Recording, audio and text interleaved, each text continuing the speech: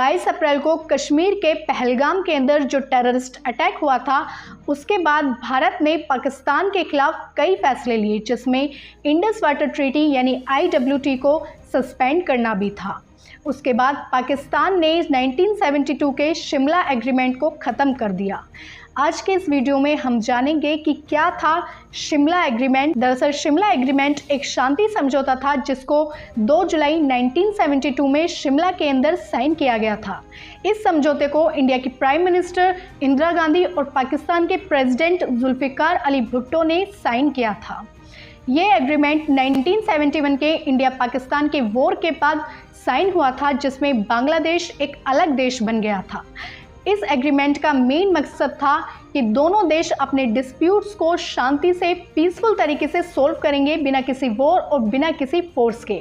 और जो कश्मीर का मुद्दा है उसको बायलैटरल टॉक्स के ज़रिए सुलझाया जाएगा। बायलैटरल यानी किसी थर्ड पार्टी का इन्वॉल्वमेंट नहीं किया जाएगा। 1971 वॉर के बाद जो बाउंड्रीज बनी, जिसको LOC यानी लाइन ऑफ कंट्रोल कहा जाता है, उसको रेस्पेक्ट करने की बात कही गई। और ये भी डिसाइड हुआ कि दोनों देश फ्यूचर में अपने रिलेशंस को इम्प्रूव करेंगे और एक दूसरे के इंटरनल मैटर्स में इंटरफेयर नहीं करेंगे।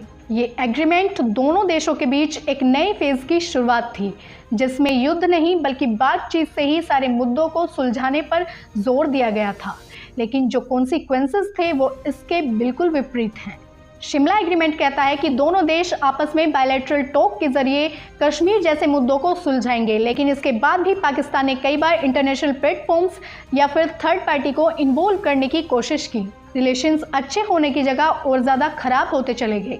एग्रीमेंट में लिखा था कि दोनों देश आपस में पीसफुल रिलेशंस बनाएंगे, लेकिन ग्राउंड रियलिटी में ऐसा कुछ नहीं हो पाया। ना तो शांति डेवलप हुई और ना ही वॉर रुके। शिमला एग्रीमेंट का मकसद शांति था, लेकिन ग्राउंड पे ट्रस्ट की कमी, बॉर्डर वायलेशन और टेररिज्म ने इसके इंटेंशंस को कमज़ोर कर दिया।